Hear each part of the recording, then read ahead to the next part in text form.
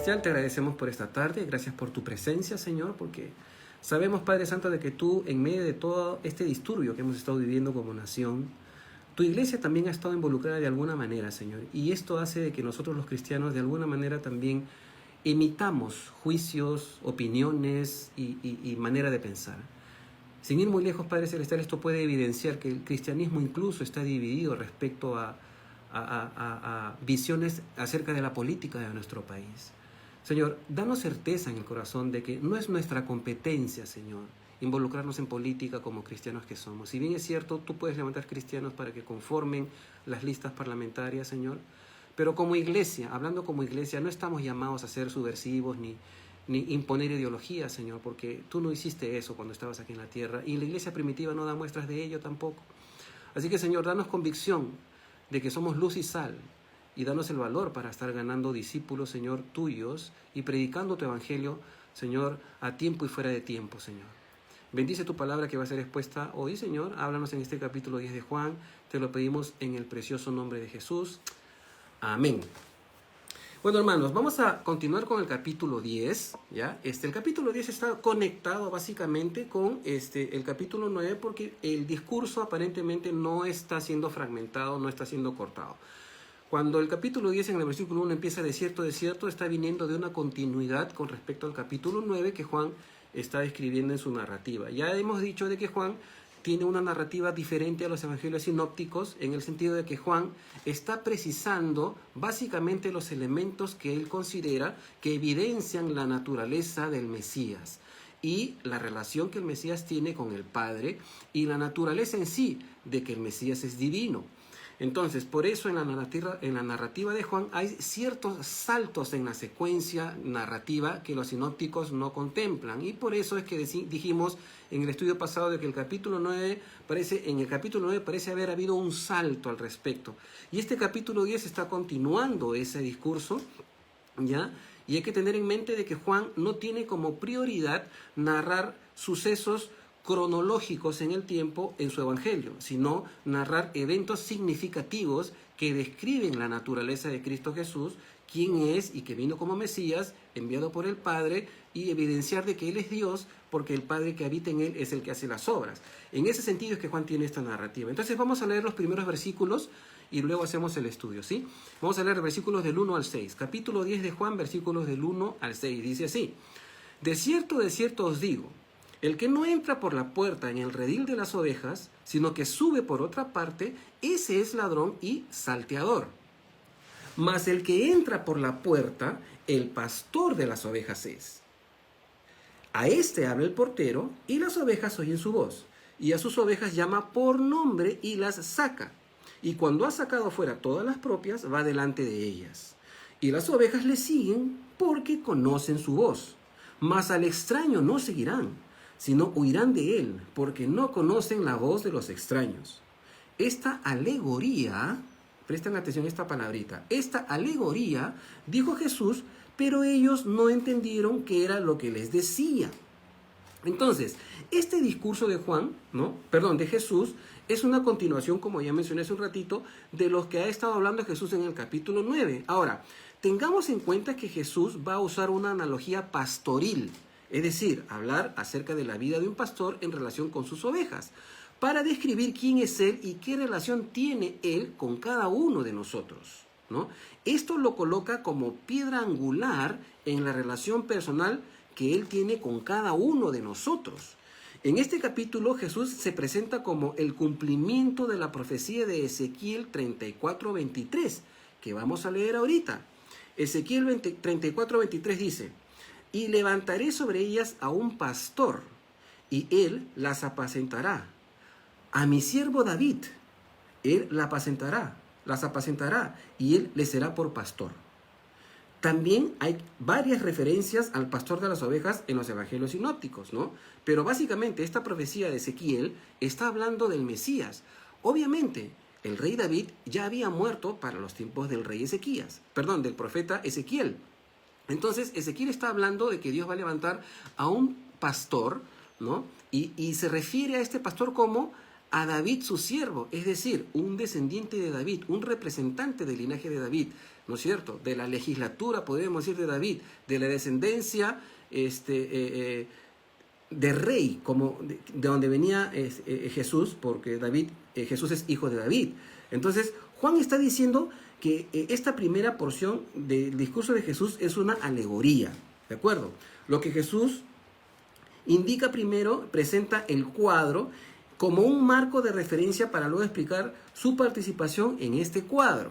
Entonces vamos a tener ahorita, hermanos, los componentes, es decir, los implicados en este cuadro que Jesús hace en esta alegoría, ¿de acuerdo? Vamos a desglosarlo de esta manera. En este cuadro hay varios personajes implicados que tenemos que considerar. Primero, el pastor, ¿de acuerdo? Es el que cuida, ama, pastorea y alimenta a las ovejas. Luego tenemos a las ovejas dentro del redil, ¿de acuerdo? Que son los que son pastoreados. Luego tenemos al portero, ¿de acuerdo? Al portero. Alguna persona que Dios puede usar, o tal vez el Espíritu Santo pudiera significar el portero. También tenemos otro elemento importante, la puerta, la entrada y salida del redil, que a veces es el mismo pastor, según lo que Cristo va a decir después. Ahora, también tenemos a los salteadores y a los ladrones, es decir, los opositores naturales y espirituales, que son ladrones y que son asesinos, básicamente. Y por último, también tenemos el área bardeada, es decir, donde está el redil de las ovejas, o el corral o el establo, como lo queramos llamar, que muchas veces eran unos muros altos construidos de piedra con arcilla, ¿no? Y a veces algunos eran techados, ¿de acuerdo? Y por último, los asalariados, es decir, los pastores que son asalariados, ¿ya? En resumen, la alegoría indica que las ovejas solo oirán a su pastor reconociendo su voz y porque éste entra por la puerta, pues el portero le abre. Si alguien quiere entrar por otro lado, este es un ladrón desconocido que aunque pueda sacar algunas ovejas, estas ovejas no lo van a seguir porque no reconocen su voz. Entonces, las ovejas reconocen la voz de su pastor y lo siguen, pues él las llama por nombre a cada una, lo que indica que el pastor se interesa de manera personal por cada ovejita.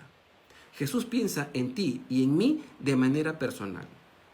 Lo que llama la atención aquí, en esta alegoría que Jesús está hablando acerca del pastor y las ovejas, es que el pastor va delante de las ovejas y no va detrás. Aunque a veces hay ovejitas rebeldes que quieren hacer las veces de que ellos son los que van primero, ¿no? Y quieren hacer de las suyas, a las cuales, si son muy tercas estas ovejitas, el pastor le rompe la patita, ¿no? Y las carga sobre su cuello para curarla, para que la oveja aprenda a no desviarse del camino que el pastor le está señalando. Entonces, en este escenario, que de paso es prácticamente la vida del pueblo de Israel, porque ellos siempre fueron pastores, es parte de su cultura.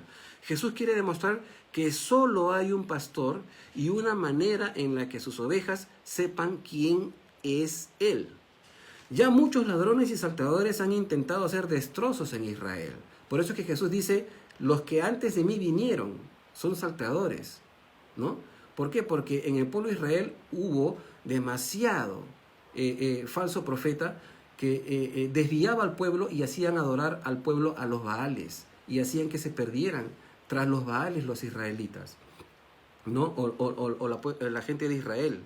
Entonces, sin ir muy lejos, los fariseos, lejos de pastorear a las ovejas, las pisoteaban y las estorbaban, imponiéndoles cargas que ni ellos mismos podían cargar, como dijo Jesús, con un dedo. Y esto es importante notar. Jesús está hablando de una alegoría pastoril para demostrar que Él también es el pastor. Vamos a continuar desde el versículo 7 al versículo 13. Dice, volvió pues Jesús a decirles, de cierto os digo, yo soy la puerta de las ovejas. Todos los que antes de mí vinieron, ladrones son y salteadores, pero no los oyeron las ovejas. Yo soy la puerta. El que por mí entrare será salvo, y entrará y saldrá, y hallará pastos. El ladrón no viene sino para hurtar, matar y destruir. Y yo he venido para que tengan vida, y para que la tengan en abundancia. Yo soy el buen pastor. El buen pastor su vida da por las ovejas, mas el asalariado, y que no es el pastor, de quien no son propias las ovejas, ve venir al lobo, deja las ovejas y huye, y el lobo arrebata las ovejas y las dispersa. Así que el asalariado huye porque es asalariado y no le importan las ovejas. Entonces, después que el rebaño de un pastor ha sido separado de las otras ovejas, se las lleva a pastear. Es decir, el pastor entra al redil, saca un grupo de ovejas y se las lleva a pastar, a comer, ¿no? Cerca de los prados, de repente hay un corral para el rebaño en donde las tiene allí. El pastor toma el lugar, ¿no? Su lugar en la entrada, y también funciona como la puerta de las ovejas. Las ovejas pueden salir y pastar frente al corral, o si tienen miedo pueden refugiarse de nuevo en la seguridad que Él les da. ¿De acuerdo? El significado espiritual es que Jesús es la única puerta por la que la gente puede entrar y recibir la provisión que Dios tiene para ellos. Por eso Jesús dice, yo soy la puerta. ¿Por qué? Porque Jesús mismo saca a sus ovejas, las hace pastar, las alimenta, pero Él mismo se pone como guardián en la puerta para que no pueda entrar ningún extraño ni ningún lobo. Ahora, en el versículo 8 habla de los líderes espirituales que se supone debían apacentar a las ovejas. Pero lo único que hicieron fue alimentarse ellos mismos de la lana y la carne de las ovejas y abusar de las ovejas. Felizmente las ovejas no los oyeron, ¿no? Por eso Jesús dice, entraron pero no los oyeron, porque no reconocieron la voz de los extraños. En el versículo 9, el pastor mismo a veces es el que de noche cuida como un portero en el redil. Y es interesante, porque Jesús dice en el versículo 9, yo soy la puerta, el que por mí entrare será salvo y entrará y saldrá y hallará pastos. Es decir, Jesús mismo como pastor también es la puerta, por la cual toda oveja que entra y salga tiene la seguridad del cuidado del pastor. Ahora, para aclarar un punto importante en esta disertación, es que ser pastor es un oficio que no tiene horario. Es decir, de día alimenta a las ovejas y las examina, las educa, ayuda a parir a las que dan a las crías, entrena a los corderitos y reconoce a los borregos, es decir, los machos de la manada, ¿no es cierto? De noche puede que se coloque en la entrada del redil y haga las veces de puerta o portero, cuidando y vigilando, despierto para que no vengan ladrones y salteadores. Por eso, en este versículo, Jesús dice ser la puerta por la cual las ovejas entran y salen y son alimentadas. Solo Jesús es nuestro pastor y nuestro alimento. Ahora, si ustedes leen el Salmo 23, describe la percepción de una oveja que reconoce a Jesús como su pastor. Les recomiendo que lean el Salmo 23. Jehová mi pastor, nada me faltará. En lugares de delicados pastos me hará descansar. Sobre aguas de reposo me pastoreará. ¿No es cierto? Confortará mi alma. Lean el Salmo 23 para que sepan la conexión que tiene la oveja con su pastor. Entonces volvamos a Juan. En el versículo 10, ¿no?, explica las verdaderas intenciones de los que asaltan al redil. Primero, roban tanto a las recién paridas como las que tienen más lana, ¿no? Los ladrones, los que asaltan. Segundo, matan. Si no logran sacar por la fuerza alguna ovejita, la matan y luego se la llevan muertas para comérselas después o para quitarle la lana.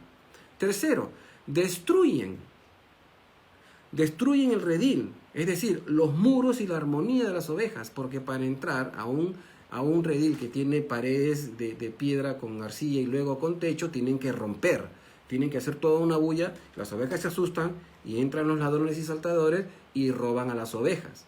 Ahora, muchos aplican este versículo 10 al personaje de Satanás, lo cual tampoco está equivocado. Pero en este contexto Jesús está hablando de salteadores, ¿ya?, y pastores asalariados, ¿de acuerdo? Pudiéramos aplicarlo también a Satanás, pero vamos a ver quién es realmente que representa a Satanás en esta historia o en esta alegoría que Jesús está hablando. Entonces, al aplicar este personaje o esta descripción de robar, matar y destruir a Satanás, ¿ya?, no es del todo incorrecto, pero también hay una alusión importante. Pero en este escenario, Jesús está hablando de los salteadores y ladrones, personajes que no son el lobo quien es al final el que mata a las ovejas y se las come. Jesús es quien, en comparación con estos salteadores y ladrones, él promete vida y vida en abundancia. Entonces, en el versículo 11 al versículo 13 son reveladores los versículos, lo que dice Jesús aquí. Dice, Jesús es el único que se atreve a dar su vida por las ovejas, luchar por ellas y muere por ellas defendiéndolas si se da el caso. Esto en comparación con los pastores asalariados que no son dueños de las ovejas, aunque creen serlo, y ejercen una impositiva autoridad. Sin embargo, cuando viene el lobo, se evidencian que realmente no les importan las ovejas, pues salen corriendo para salvar sus propias vidas. ¿Por qué? Porque son asalariados. Conozco y he visto muchos pastores asalariados que cuando han visto las aguas turbulentas han salido corriendo. Entonces, un pastor asalariado tiene ciertas características y se las quiero mencionar para que ustedes, hermanos, puedan discernir, ¿no?, a los falsos maestros, a los falsos pastores. Primero, de repente necesita ser nombrado, necesita ser presentado, necesita recibir una paga, ¿no?, y mantenerlo vigilado, ¿no? Pastores que están trabajando como pastores porque es el negocio del momento, ¿no? Es una vida muy fácil, bueno, solamente enseño y ya, ¿no? Pero no saben lo que implica ser pastor realmente. Entonces, otra característica es que Jesús evidencia que son cobardes. Estos pastores asalariados son cobardes. ¿Por qué? Porque cuando viene el peligro, huyen. No les importan las ovejas, salen corriendo, ¿no?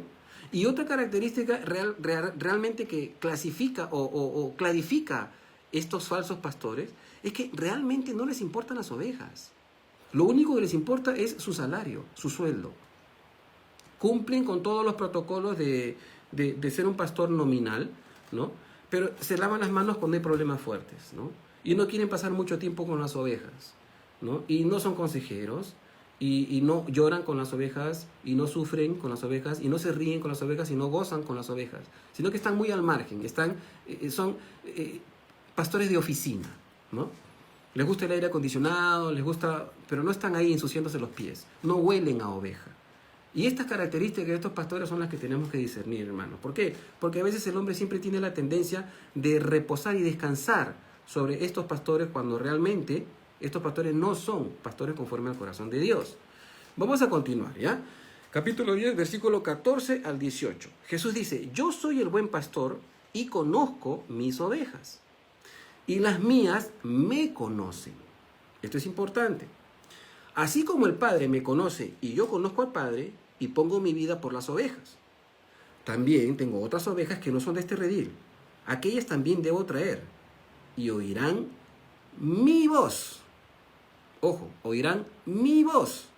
Y habrá un rebaño y un pastor. Versículo 17. Por eso me ama el Padre, porque yo pongo mi vida para volverla a tomar. Nadie me la quita.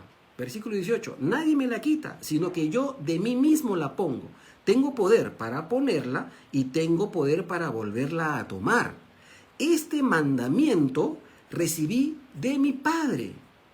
Qué interesante. Entonces, los versículos 14 y 15, 17 y 18, Jesús marca la diferencia, ¿ya?, del único buen pastor en relación a los pastores asalariados. A los pastores que solamente les preocupa su sueldo, les preocupa su título, les preocupa el reconocimiento de los demás. Que les gusta que les estén llamando pastor, pastor, pastor, pastor, ¿no? Pero a la hora de la hora salen corriendo, huyen cuando hay peligro, ¿no? Cuando no saben cómo aconsejar, cuando no saben qué decir, cuando no conocen bien la palabra, salen corriendo. Entonces, según estos versículos que hemos leído, podemos tener algunos puntos importantes. Jesús, o sea, Él es el pastor señalado y reconocido por el Padre. Segundo, Jesús, el buen pastor, reconoce a cada oveja de manera personal. Y esto es una exhortación también para los que somos pastores. ¿Cuánta relación tenemos con el rebaño? ¿De acuerdo? ¿No? Tercero, ha recibido la encomienda de salvar a las ovejas poniendo su vida por las ovejas. Y este es el llamado que Jesús recibió. Cuarto, este pastor tiene poder sobre la muerte y da su vida voluntariamente. Jesús dijo, nadie me la quita, yo de mí mismo la pongo. ¿No es cierto? El Padre lo ama y soporta por ese amor sacrificial por las ovejas, ¿no? Como quinto punto. Sexto, este pastor aclara que nadie puede quitarle la vida, sino que él voluntariamente la ofrece para redimir a sus ovejas. Y esto es importante, porque el pastor no solamente es una persona que está como para calmar los ánimos de aquellos que están pasando por problemas específicos, sino es alguien que está llamado también a llorar con los que lloran, ¿no? Y a redimir a aquellas personas que están en problemas, ¿no es cierto? Podríamos hacer un estudio más extenso, pero no me quiero extender y salir del tema. Y por último, ¿no? En base a estos versículos que hemos leído, este pastor ya está declarado que va a poner su vida para salvar a sus ovejas, pero que también volverá a recobrar, es decir, a resucitar, ¿no? Él mismo, y su vida para poder salvar así eternamente a las ovejitas que él conoce y que reconocen su voz. O sea, Jesús está diciendo, yo pongo mi vida, pero la pongo ¿en qué sentido? La pongo porque voy a rescatarte a ti de la muerte eterna. Por eso soy el buen pastor. Puedes confiar en mí. Voy a poner mi vida por ti, ¿no? La ley estipula que la paga del pecado es muerte. Y si tú pecaste, eres digno de muerte. Pero Dios está ofreciendo al Cordero de Dios que quita el pecado del mundo, Jesús de Nazaret, como la oveja para ser sacrificada en beneficio tuyo, en beneficio mío. Y es así como Dios nos imputa la justicia, porque mira el sacrificio de Jesús que ha sido imputado en nosotros. Por eso que Él tuvo que morir y padecer para poder rescatarnos a nosotros. ¿De acuerdo? Ahora, una pregunta sería, el asunto es si tú conoces la voz de tu pastor, ¿no? Y no me refiero al pastor Lucho o a los otros pastores que estamos en el staff de Gracia. ¿Conoces la voz de tu pastor, tu verdadero pastor? ¿Conoces la voz del Señor Jesucristo como tu pastor personal? ¿Realmente conoces su voz? ¿La puedes discernir? ¿Entiendes cuando Él te habla, cuando te llama? ¿Entiendes cuando Él te saca a pastar? ¿Entiendes cuando Él te disciplina? ¿Entiendes cuando Él te llama la atención? ¿Cuando Él quiere capturar tu atención? ¿Entiendes la manera en la que Él se quiere relacionar contigo? Porque Jesús dice, yo conozco a mis ovejas y ellas reconocen mi voz. ¿En dónde estamos nosotros? ¿Podemos oír la voz del Señor realmente? ¿Reconocemos su dirección? ¿Aceptamos su disciplina? ¿O solamente tenemos a Jesús como un consultor espiritual, como un coaching, ¿no? Que vamos a Jesús solamente cuando hay problemas graves. Porque cuando no hay problemas graves, nosotros mismos podemos solucionar los problemas que no son tan graves. Entonces, Jesús se convierte en el coaching de cada uno de nosotros, que solamente le consultamos cuando estamos en problemas graves, en donde no sabemos nada más qué hacer, cuando en realidad deberíamos de estar pegados a Él, porque Él es quien nos pastorea, ¿no es cierto? Entonces, en el versículo 16, Jesús dice algo que es enigmático, ¿no? ¿Por qué? Porque Él dice, también tengo otras ovejas que no son de este redil y a ellas también debo traer. El versículo 16 dice, también tengo otras ovejas que no son de este redil, a aquellas también debo traer. Y oirán mi voz y habrá un rebaño y un pastor. Entonces es algo enigmático para los judíos que Jesús haya dicho esto. ¿Por qué? Porque la pregunta sería, ¿quiénes son estas ovejas? ¿De qué está hablando? ¿De qué ovejas? Si se supone que el Mesías viene para salvar al pueblo de Israel, ¿de qué ovejas habla? Entonces, lo interesante de esto es que Jesús dice que aquellas también debe traer, ¿no? Es decir, Jesús va a ir a traer a otras ovejas que no son del redil de Israel. Obviamente se estaba refiriendo a los gentiles. Y también dice, habrá un rebaño y también un pastor. Esto es interesantísimo, hermanos. Ahora, sabemos que sin lugar a dudas se estaba refiriendo a los gentiles que le iban a recibir con ellas, es decir, con estas ovejas gentiles, y las que ya él conoce, es decir, los judíos que han creído en él. Recuerden que la primera iglesia fue una iglesia de judíos, básicamente. Va a levantar y establecer su iglesia, ¿no? En donde habrá un pastor. ¿Ya se imaginan quién es el pastor de la iglesia ahora? El Espíritu Santo. Es así. El vicario de Cristo en la tierra es el Espíritu Santo. No un señor que anda diciendo cosas por ahí en el mundo a nombre de una religión muy popular. ¿De acuerdo? El Espíritu Santo es el pastor de la iglesia. Por eso Jesús dice, y habrá un rebaño y un pastor. ¿No? Jesús dijo, no os dejaré huérfanos, vendré otra vez. ¿De acuerdo? Y Jesús ha venido a nuestro corazón por medio del Espíritu Santo. ¿De acuerdo? Entonces, Efesios 2:15, para reforzar este pensamiento, dice, habiendo abolido en su carne las enemistades, la ley de los mandamientos expresados en ordenanzas, para crear en sí mismo de los dos un solo y nuevo hombre, haciendo la paz, y mediante la cruz reconciliar con Dios a ambos en un solo cuerpo, matando en ella las enemistades. ¿Quiénes son estos ambos? Judíos y gentiles. ¿Ya? El conocimiento que tenían los hebreos, los judíos, del Mesías, ¿ya? Era limitado. ¿Por qué? Porque ellos no comprendían que el Mesías no solamente había venido a rescatar al pueblo de Israel, sino también a los gentiles. Y esto está profetizado.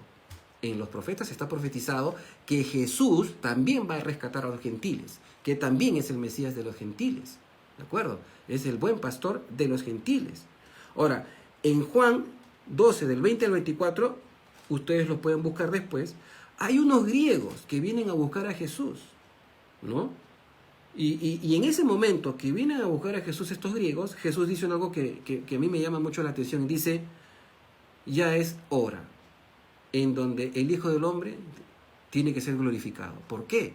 Porque para que los gentiles sean insertados en la vid verdadera, que es el pueblo de Israel, los judíos que creyeron en el Mesías, este pastor tenía que morir. La única manera en que los gentiles sean insertados en el buen olivo era por medio de la muerte de este pastor. Por eso que él dice, yo voluntariamente pongo mi vida por las ovejas. Nadie me la quita, sino que yo de mí mismo la pongo. Y esto es algo que tenemos que considerar. ¿Por qué? Porque a veces nosotros los gentiles nos creemos, discúlpenme estas palabras, la última Coca-Cola del desierto, ¿no? Y algunos tienen el atrevimiento de decir que Israel ya no es el pueblo de Dios, que ha sido desechado y que Dios ha cambiado a la iglesia por el pueblo de Israel, lo cual se llama la doctrina de la sustitución, que el pueblo de Israel ya no es el pueblo de Israel, que ahora el pueblo de Dios, perdón, que el pueblo de Israel ya no es el pueblo de Dios, sino que ahora el pueblo de Dios es la iglesia, que Dios ya desechó a los judíos, lo cual es una herejía, porque no es cierto. El pueblo de Israel sigue siendo el pueblo de Israel. Y Jesús va a venir a rescatar a ese pueblo después del Armagedón. Y el pueblo de Israel, bendito sea el pueblo de Israel, porque siguen siendo hijos de Abraham, linajes de Abraham, descendientes del rey David. Y son el pueblo de Dios, por el pacto a los padres. Dios no va a quebrantar el pacto antes de la ley que hizo con Abraham. En tu simiente serán benditas todas las familias de la tierra. Y el pueblo de Israel es el pueblo bendito de Dios. Y es algo que no podemos negarlo. Nosotros somos pro Israel. Sabemos que no toda la nación de Israel ha reconocido al Mesías aún, pero lo reconocerán en el futuro. Sin embargo, hay algunos que ya están reconociendo al Mesías y son judíos mesiánicos, ¿de acuerdo? Y están reconociendo al Mesías. Oremos por el pueblo de Israel, porque Israel es el tesoro de Dios y es el reloj del mundo también. Continuamos, hermanos, versículos 19 al 21. Es como un pequeño paréntesis en la narrativa de Juan. Versículo 19 del capítulo 10 dice, volvió a haber disensión entre los judíos por estas palabras. ¿Por qué palabras? Por las que acaba de decir Jesús. Muchos de ellos decían, demonio tiene y está fuera de sí. ¿Por qué le oís? Decían otros, estas palabras no son de endemoniado. ¿Puede acaso el demonio abrir los ojos a los ciegos? Obviamente. ¿Por qué dijeron esto? Porque habían sido testigos que Jesús había hecho lodo con su saliva en el barro y había untado al mendigo que estaba ciego y le devolvió la vista. Esto lo vimos en el capítulo 9 en el estudio pasado. Y la gente, siendo testigo, decían, este Mesías o este Jesús no puede estar endemoniado porque ningún endemoniado puede abrir los ojos a los ciegos con semejante milagro. Darle los ojos a los ciegos a un ciego nacido de nacimiento, que posiblemente no tenía ojos. Esto fue un milagro portentoso. Entonces, las palabras de Jesús fueron una causa de división para los religiosos, ¿no? Y lo acusaban de estar poseído, imagínense. Pero de otros también decían, ¿no ven los milagros que éste hace? ¿Acaso el demonio tiene poder de dar la vista a un ciego? Todas estas cosas había una contradicción. ¿Y por qué había esta contradicción, hermanos? Porque los judíos mismos no tenían en claro las funciones del Mesías o la naturaleza del Mesías o la capacidad del Mesías y los alcances que el Mesías tenía. Ellos no tenían en el entendimiento de, digamos, discernir que el Mesías también era divinidad, era Dios, era el Jehová del Antiguo Testamento. Por eso que Jesús se identificaba con el yo soy del Antiguo Testamento. ¿De acuerdo? Por eso dice, si no creéis que yo soy, en vuestros pecados moriréis. Y esto no cabía en la cabeza de los judíos, por eso que lo querían matar. Unas observaciones respecto a los pastores de las iglesias, antes de pasar a la segunda parte de este capítulo. Jesús ya ha dado características de los pastores asalariados, ¿ya? Ha revelado que el lobo, es decir, Satanás, arrebata las ovejas y que muchos ladrones vienen a robar, matar y destruir. Entonces ambos, tanto el lobo como los asalariados, ¿no?, destruyen el redil. Y esto lo hemos visto a lo largo de la historia, hermanos. Cómo hay pastores que lo único que hacen es desvalijar a las ovejas. O sea, son ladrones, abusadores, y se meten en la vida personal de las ovejas. Creen que son dueños de las ovejas. Creen que pueden decidir cuándo te casas, cuándo comes, cuándo no comes. Creen que tienen injerencia y autoridad sobre tus propiedades, sobre tu economía, sobre tu trabajo. Creen que son como una especie de dictadores espirituales que pueden ordenarte hacer cosas que Dios no te ordena hacer, o imponerte cargas que Dios no te impone. Entonces hay de ese tipo de pastores. La pregunta ahora que quiero hacer yo es la siguiente: ¿qué esperas tú de un pastor? ¿Qué esperas tú? ¿Qué esperamos nosotros de un pastor? Porque nosotros somos ovejas de un redil, ¿no? Yo tengo mi pastor, ¿no es cierto? Mi pastor Lucho. ¿Y qué esperamos de un pastor? Hay personas que juzgan a los pastores porque no se sienten apapachadas. Quieren que el pastor les esté sobando la cabecita todos los días, ¿no? Y no se dan cuenta que el pastor tiene un trabajo demasiado titánico, pero estas ovejitas quieren estar siendo apapachadas constantemente, ¿no? Y quieren estar ahí como que el pastor sea una especie de babysitter o una niñera, ¿no? O como en una clínica geriátrica, ¿no? Que te esté dando de comer en la boca y cosas por el estilo. Olvidando que el trabajo de un pastor es un trabajo titánico. Es constante, hay constante oración, constante estudio, constante intercesión y constante atención por las ovejas de manera personalizada. ¿De acuerdo? Y aparte de eso, nuestras propias familias también. Entonces hay pastores hay ovejas que empiezan a murmurar de los pastores porque no se sienten apapachadas. Quieren que los pastores estén a su disposición las 24 horas al día. Es imposible. El único pastor que está disponible las 24 horas al día se llama Jesús de Nazaret. A él puedes recurrir en todo tiempo. Pero cuando los pastores, nosotros somos humanos y a veces necesitamos dormir, ¿no es cierto? Y también a veces entramos en crisis y a veces también no sabemos qué hacer y tenemos que orar por sabiduría. Entonces, hay personas que juzgan a los pastores por eso, porque quieren que estén a su disposición las 24 horas del día. Olvidando que Pablo dice que primero los que son ministros, los pastores, también deben atender y cuidar a sus familias, ¿no? Entonces, no entiende que los pastores también podemos fallar, podemos equivocarnos, ¿no? Que nosotros también estamos en un proceso de santificación y de perfección, porque no somos especiales. En la conferencia del sábado de pastores y líderes me gustó una frase que el pastor dijo al final, el pastor Raúl Ríez. Dios no quiere supermanes. Dios quiere que cada uno de los líderes estemos dependiendo de la llenura del Espíritu Santo para poder ministrar a las ovejas. Porque en nuestras fuerzas no podemos hacerlo. El trabajo es demasiado agotador. Demasiado agotador. Se los digo por experiencia. Y es terrible estar soportando, hasta terrible en el sentido de que es bien pesada la carga. Entonces, me gustó mucho la conferencia de pastores y líderes que este sábado tuvimos en Calvary Chapel Association para Sudamérica, porque se dieron enseñanzas maravillosas. Les invito ahí, hay un link ahí que está, vamos a poner en nuestra página web para que ustedes vayan. Está toda la conferencia completa, dura como 7 horas, pero vale la pena escucharla. Entonces, es importante tener esta perspectiva también desde el punto de vista de oveja, ¿de acuerdo? Como oveja, ¿qué espero yo de un pastor? Entonces, muchas personas esperan que los pastores, ¿no? Esperan de los pastores más de lo que deberían esperar del mismo Señor Jesucristo. y deposita su confianza en las personas. Déjame decirte, hermano, con todo el amor del Señor, si tú esperas que el pastor de la iglesia solucione tus problemas, no estás confiando en el Señor, estás confiando en un hombre, en una persona. Y no puedes caer en la categoría de confiar más en una persona que en el Señor Jesucristo.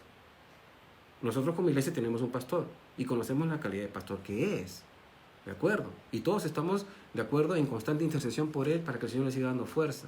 Pero usted, cada uno de manera personal, tiene un pastor también que se llama Jesús de Nazaret, ¿de acuerdo? Y nosotros nos vamos a equivocar, pero el Señor también reclama tener el título principal de pastor, porque Él es tu pastor y mi pastor. El Señor Jesús es el pastor que sí te puede atender las 24 horas al día. Entonces, es un llamado para que no estemos criticando a los pastores cuando a veces las ovejas no obtienen las respuestas que quieren o las soluciones a sus problemas, porque la solución la da Dios, ¿de acuerdo? Entonces, tenemos que tener un balance y no sustituir al Señor por algún pastor humano. Pero también debemos tener confianza en el Señor de que si nos mantenemos orando por los pastores, por ellos, el Señor les va a dar la dirección correcta. Es muy fácil criticar a los pastores cuando no llenan las expectativas personales de cada uno. Y sin darnos cuenta ya estamos murmurando. No obstante, hay algo que es algo delicado. Si criticas a los pastores que han sido levantados por el Señor, no esperes mucho del Señor y de sus respuestas. Dios es el que los levanta y los llama para que los represente frente a la congregación. Si tú estás criticando a un pastor, estás criticando a Dios también, ¿no? Y esto no lo digo porque soy uno de los pastores en la iglesia, lo digo porque la palabra lo enseña, ¿de acuerdo? Pablo dice, ¿no? Bueno, Hebreos dice, obedeced a vuestros pastores, que os enseñan la palabra del Señor, ¿no? No, porque ellos tienen cuidado de ustedes, ellos están velando constantemente por cada uno de ustedes. Sin embargo, el Señor también se reserva el derecho de ser el pastor principal, ¿no? Y Él también, ¿no?, va a juzgar a los pastores inútiles, a pastores que están engordándose de las ovejas y que abusan de las ovejas, y que son asalariados, y que creen que tienen injerencia sobre la intimidad, incluso hasta de los matrimonios. Hay pastores que se meten en la vida matrimonial de las parejas. Y esto es catastrófico. Esto es catastrófico. ¿De acuerdo? No permitas, hermano querido, hermana querida, que un pastor se interponga entre tu esposo y tú al punto de causar problemas matrimoniales. No permita. El Señor Jesucristo es el único pastor de los matrimonios. Es cierto, puedes pedir consejería, pero también discernimiento. El Señor tiene la respuesta para todos los problemas. Entonces tenemos que tener un balance en todo esto, ¿de acuerdo? El Señor va a juzgar y va a castigar a los pastores inútiles. Si ustedes quieren ver la manera de pensar que Dios tiene respecto a estos pastores inútiles, lean Ezequiel 34 para que vean. Es bien estimulante cómo Dios habla de aquellos pastores inútiles y lo que les espera. Aquellos pastores que están engordándose de las ovejas. Y no les importan las ovejas, les importa la lana de las ovejas. No les importan las ovejas. Ezequiel 34 es bien estimulante. Se los recomiendo, léanlo. Continuamos con Juan, versículo 22 al 30. Celebrábase en Jerusalén la fiesta de la dedicación. Era invierno y Jesús andaba en el templo por el pórtico de Salomón. Y le rodearon los judíos y le dijeron, ¿hasta cuándo nos turbarás el alma? Si tú eres el Cristo, dínoslo abiertamente. Jesús les respondió, os lo he dicho y no creéis. Las obras que yo hago en nombre de mi Padre, ellas dan testimonio de mí. Pero vosotros no creéis, porque no sois de mis ovejas, como os he dicho. Mis ovejas oyen mi voz, y yo las conozco, y me siguen. Y yo les doy vida eterna, y no perecerán jamás, ni nadie las arrebatará de mi mano. Mi Padre que me las dio es mayor que todos, y nadie las puede arrebatar de la mano de mi Padre. Yo y el Padre, uno somos. Qué declaración más magnífica de nuestro Señor Jesucristo. Yo y el Padre, uno somos. Ahora, para entender este contexto, la fiesta de la dedicación, ¿no?, era conocida, o se conoce hoy día como el Hanukkah, o algunos pronuncian Hanukkah, pero yo creo que es Hanukkah, ¿no?, o fiesta de las luces, que conmemoraba la reconsagración del templo hecha por Judas Macabeo en el año 165 a.C., ¿ya? Tendrían que leer estos libros apócrifos o deuterocanónicos Primera y Segunda de Macabeos. Los judíos mismos consideran estos libros no inspirados, pero sí históricos. Ahí está la revuelta de los macabeos y todo este asunto. Entonces, esta fiesta estaba conmemorada a la reconsagración del templo hecha por Judas Macabeo en el 165 a.C., después de haber sido profanado en el 168 por Antíoco Epífanes, ¿no? Quien sacrificó un chancho en el altar, ¿no? Entonces, la fiesta duraba 8 días y era en invierno, es decir, aproximadamente diciembre, ¿no? Era el recordatorio de la última gran liberación de manos de sus enemigos, ¿no? Como ya dije, la revuelta de los macabeos. Ahora, el pórtico de Salomón era un largo corredor cubierto, como un pasadizo con techo, ubicado en el lado oriental del templo, y habían transcurrido 2 meses de la fiesta de los tabernáculos. ¿Se dan cuenta cómo Juan salta en su narrativa? Él se salta 2 meses. De la fiesta de los tabernáculos a este momento ya han pasado aproximadamente 2 meses y medio. ¿De acuerdo? Entonces, en esta fiesta de los tabernáculos se celebró en octubre, ¿no? Y en donde Jesús tuvo casi una de las últimas confrontaciones con los judíos. Ahora, en el versículo 24 de esta sección que acabamos de leer, los judíos, ya exasperados por sus propias especulaciones, quieren obtener una respuesta concreta y directa de Jesús. La pregunta, sin embargo, ya había sido respondida hace meses. Jesús ya les había dicho, que Él era el Mesías. Jesús ya les había dicho hace meses, pero su religiosidad, ¿no?, había hecho que ellos ignoren esa respuesta. En el versículo 25 que hemos leído, Jesús responde que sí lo es, como en otras oportunidades, pero también les demuestra que las señales que Él ha hecho en nombre del Padre son las que le están diciendo a ellos que Él es el Mesías. Es decir, ¿no ves las señales? Las señales manifiestan o evidencian de que el Padre está en mí. Por eso puedo hacer las obras que el Padre hace a través de mí. Si no crees en mí, crea las obras al menos. Desde los versículos 26 al 29, Jesús les vuelve a refrescar que Él es el pastor. Su consigna es morir por ellas, por las ovejas, y darles vida eterna. Nadie las puede arrebatar de su mano. Aunque, acá hay que poner un paréntesis, las ovejas mismas, si quieren, se pueden apartar de las manos del Señor, ¿no? Porque somos libres. El Señor nos ha puesto en libertad y a veces nosotros somos rebeldes. El asunto crítico es que para poder darles vida eterna a estas ovejas, el pastor tiene que morir. No hay otra salida. Entonces Jesús, en su condición de hombre, dice que el Padre, que también tiene las ovejas en su propia mano, es mayor que Él. Esto indica que Jesús, en representación del Padre, se sacrifica a sí mismo por las ovejas, que son tanto suyas como también del Padre. Con esa autoridad es que Él puede decir: yo y el Padre, uno somos. Deidad absoluta. En el versículo 30 implica una nueva revelación de las cualidades del Mesías.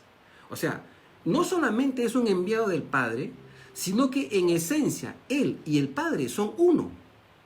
¿Ya? Esta unidad no es solamente en propósito, como argumentan los testigos de Jehová. Porque los testigos de Jehová dicen: Él y el Padre son uno, pero en propósito, no en naturaleza. Pero acá no está hablando de eso. Se refiere a unidad en esencia, naturaleza y cualidad. Este dicho por Jesús, ¿ya?, desde el punto de vista doctrinal judío, era una blasfemia. Algo que ellos condenaban a muerte. Por eso le dijeron: tú siendo hombre te haces Dios. Es interesante. Si no fuera cierto lo que Jesús dijo entonces, ¿cómo justificamos su resurrección? ¿Qué poder hubiese podido tener Jesús para volver a tomar su vida? ¿Quién resucitó a Jesús? Esta declaración de Jesús es la respuesta por excelencia a la pregunta que le hicieron de si Él era el ungido. Jesús no podía responder de otra manera. Por eso dice: os lo he dicho ya. Cuando le dijeron: ¿hasta cuándo nos torturarás el alma? Dinos si tú eres el Mesías. Y Jesús le dice: ay, ¿ya no se los dije? Ya se los he dicho. Interesante. Quiero leerles Colosenses 2:9 para que ustedes entiendan lo que tenía el apóstol Pablo en su mente cuando describe a Jesús. Colosenses 2:9 dice: porque en Él, es decir, en Cristo, en Él habita corporalmente toda la plenitud de la deidad. O sea, más prueba que esto de que Jesús es Dios no hay. Pablo dice que en Cristo Jesús habita corporalmente toda la plenitud del ser de Dios. Amén por eso. Jesús es Dios absoluto. Continuamos para que no nos gane el tiempo. Versículos 31 al 36. Entonces los judíos volvieron a tomar piedras para apedrearle. Jesús les respondió: muchas buenas obras os he mostrado de mi Padre. ¿Por cuál de ellas me apedreáis? Le respondieron los judíos diciendo: por buena obra no te apedreamos, sino por la blasfemia, porque tú, siendo hombre, te haces Dios. Ahí está. Jesús les respondió: ¿no está escrito en vuestra ley? Yo dije: dioses sois. Si llamó dioses a aquellos a quienes vino la palabra de Dios, y la escritura no puede ser quebrantada, al que el Padre santificó y envió al mundo, vosotros decís: tú blasfemas, porque dije, hijo de Dios soy. Interesante, ¿verdad? En el versículo 31 los judíos volvieron a tomar piedras para matarlo, porque ese era el objetivo. Nadie agarraba piedras para hacer yoyos, se las iban a tirar. Ellos entendieron que su respuesta era una blasfemia. Cuando él dijo: yo y el Padre uno somos, ellos entendieron que Jesús estaba haciéndose Dios. Entonces Jesús trata de hacerlos entrar en razón. Él ya respondió la pregunta: ¿tú eres el Cristo? Y Jesús dice: ya os lo he dicho. ¿De acuerdo? Entonces, ha dicho que sí es el ungido y que él, como ungido, es uno con el Padre. Que ambos tienen el mismo propósito de salvación para las ovejas. Pero les hace una pregunta en base a las evidencias, es decir, en base a las señales, que certifican sus palabras. O sea, ¿qué obra o señal del Padre? Es la pregunta, parafraseando la pregunta de Jesús. ¿Qué obra o señal del Padre me hace culpable para que yo sea asesinado? Por eso Jesús dice: ¿por cuál de todas las obras ustedes me van a apedrear? Y los judíos le responden: no por las obras, sino por la blasfemia, porque tú, siendo hombre, te haces Dios. Entonces los judíos le replican que no es por las obras, sino por la respuesta. Yo y el Padre uno somos. Por esta respuesta es que te vamos a apedrear. Ellos entendieron que Jesús estaba declarándose Dios. Y esto era una pena capital, según la religión de los judíos.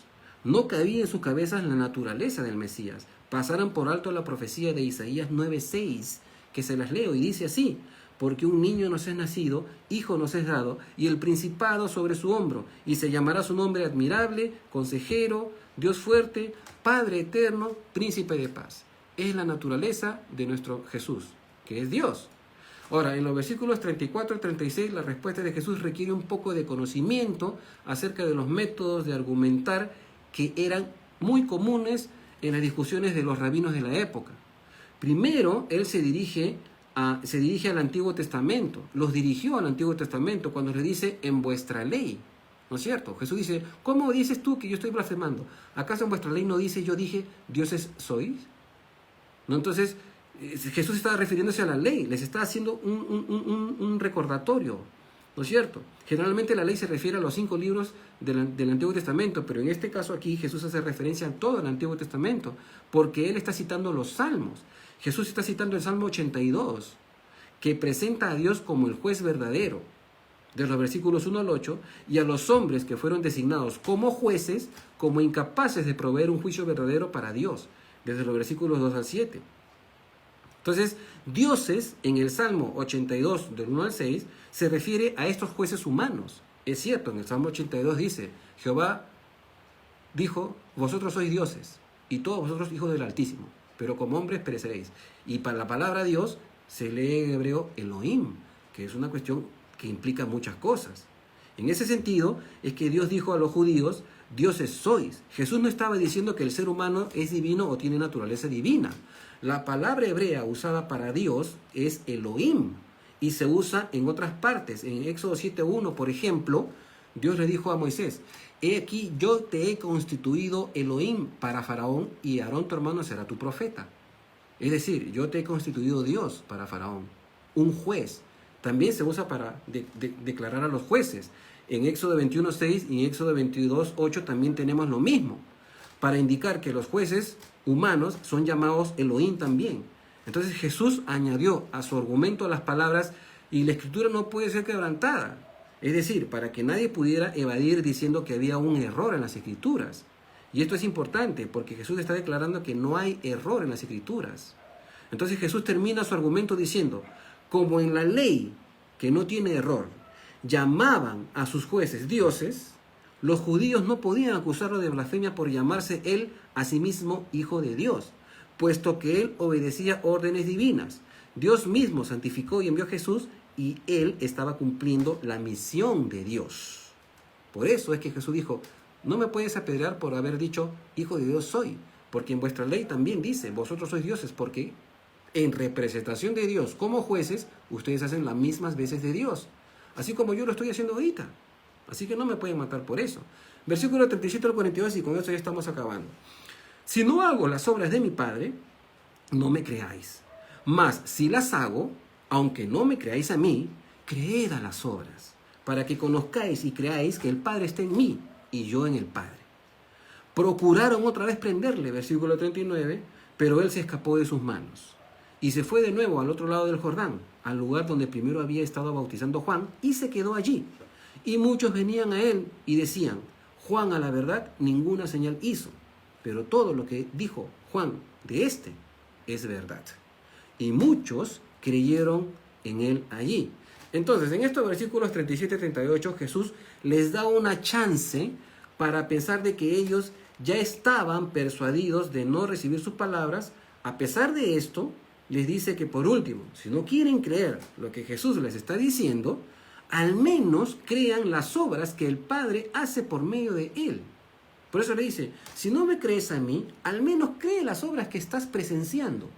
¿Quién puede dar vista a un ciego de nacimiento si no solo Dios?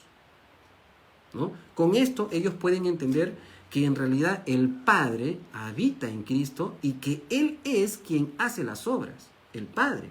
Esto es una muestra evidente de que Jesús es quien dice ser. Las señales garantizan la unidad que tiene con el Padre. Por eso Jesús dice, yo y el Padre uno somos. Ahora, no estamos hablando acá de unicidad en un sentido estricto.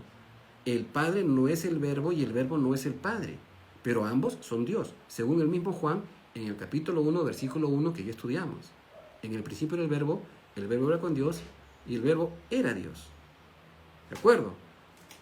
Entonces, la unidad de Dios no solo es simbiótica, es decir, en propósitos o para un común consenso o acuerdo. El Padre está en Jesús y Jesús está en el Padre. Es decir, ambos son Dios. Y el uno no puede ser sin el otro. Y esto es interesante, ¿no? Jesús poco a poco va a ir introduciendo al Consolador, vamos a estudiarlo después, para también manifestar que hay otra persona más en la deidad, que es el Consolador, el Espíritu Santo, al que el mundo no puede ver, ni le conoce porque no le puede ver. Eso lo vamos a ver después, ¿de acuerdo? Los versículos 39 al 42 narran otra vez que trataron de capturar a Jesús.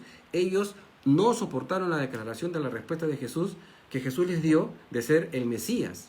Y por la confesión de que Él y el Padre son uno, para ellos esta era una blasfemia. Esto demuestra que ellos desconocían o malinterpretaron las profecías acerca del Mesías. Jesús se escapó y se fue a Perea, ¿no? En donde Juan bautizaba o estuvo bautizando, ministrando al principio el ministerio de Jesús. Allí Jesús era mejor aceptado. La gente de allí que escuchó a Juan y que recibieron su testimonio, concluyeron que aunque Juan no había hecho ningún milagro, sí les dijo lo que Jesús haría. Y llegaron a la conclusión de que Jesús era el Mesías y muchos creyeron en él. Por eso que dice, ellos decían, ¿no? Juan no hizo ningún milagro, pero todo lo que Juan dijo de este es cierto. Y creyeron en él. Es posible que Jesús siguió haciendo muchos milagros también allí. Y ya para ir terminando, hermanos, una reflexión sobre este capítulo que es medular. Jesús es el buen pastor, pero ha dejado dicho que hay un pastor, que ahora es quien le representa. Es el Espíritu Santo, porque él dice, también tengo otras ovejas que no son de este redil, y habrá un rebaño y habrá un pastor, ¿no? El Espíritu Santo, quien ahora trae la presencia de Cristo al corazón, es quien nos revela al Padre y al Hijo, a cada corazón humano, a cada cristiano. La presencia del Espíritu Santo trae también la presencia del Padre, como lo veremos más adelante. Nuestra dependencia del Espíritu Santo debe ser estricta, ¿no? Debe ser entrañable, ¿de acuerdo? Debemos buscar que el Espíritu Santo nos muestre el señorío de Cristo. Jesús dice que sus ovejas oyen su voz. Entonces yo te pregunto, ¿la puedes oír? ¿La puedes escuchar? ¿Podemos discernir cuando el Señor nos está hablando, nos está diciendo, nos está exhortando, animando, consolando, disciplinando? ¿No? ¿Podemos? Jesús va a decir después que el Espíritu Santo es quien glorifica a Cristo en nosotros. ¿Realmente es glorificado Cristo en mí? ¿Mi vida glorifica a Cristo? ¿La manera en la que vivo mi vida glorifica a Cristo? En medio de todo lo que está pasando ahorita, hermanos, de todos estos problemas del gobierno, de todos estos problemas de pandemia, en todos estos problemas, ¿cómo pensamos como cristianos? ¿Seguimos pensando como políticos? ¿Como críticos? ¿Qué filosofía nos gobierna a nosotros? ¿Qué tenemos en la cabeza? Los problemas políticos pueden evidenciar que cada uno de nosotros tiene inclinaciones políticas. Yo no digo que está mal. Lo que digo es que primero es el cristianismo nuestro en nuestra vida y luego nuestra opinión. Pero predicar el Evangelio es la prioridad. En medio de todo esto, hay que saber pensar como cristianos. Jesús es el Señor y nosotros no somos señores. Y tampoco somos los jueces del mundo. ¿De acuerdo? Somos luz y sal. Hermanos, los quiero dejar con esto hasta aquí. Terminamos el capítulo 10. Permítanme hacer una oración para luego despedirnos. Padre Celestial, gracias por este tiempo que nos has permitido conocer tu corazón, Señor. Tu corazón de pastor. Gracias porque pusiste tu vida por nosotros, Señor. Cuando nosotros realmente merecemos el castigo, tú lo recibiste por nosotros, Señor. Cada gota derramada en esa cruz, Señor Jesús, vale la pena vivirla, Señor. Cada gota derramada, Señor, esa corona de espinas, de ese flagelo, Señor, de los azotes que recibiste, Señor. El traspaso, Señor, de tu corazón, de tu costado, Señor, con esa lanza, Señor. Cada clavo, Señor, que te pusieron en las muñecas y en los pies. Vale la pena vivirlo, Señor Jesús, porque tú te sacrificaste por nosotros. Y no hay nada que podamos hacer para agradecerte eternamente esto, Señor. Es una deuda que le tenemos por toda la eternidad, Señor. Gracias porque nos trasladaste de las tinieblas a tu luz admirable, Señor. Gracias porque Jesús es nuestro pastor, Señor. Y enséñanos a escuchar tu voz, a discernir tu voz, a entenderte, Señor. Gracias por este tiempo, Padre. Gracias por tu palabra que se haga carne en nuestro corazón. En el nombre de Jesús oramos. Amén.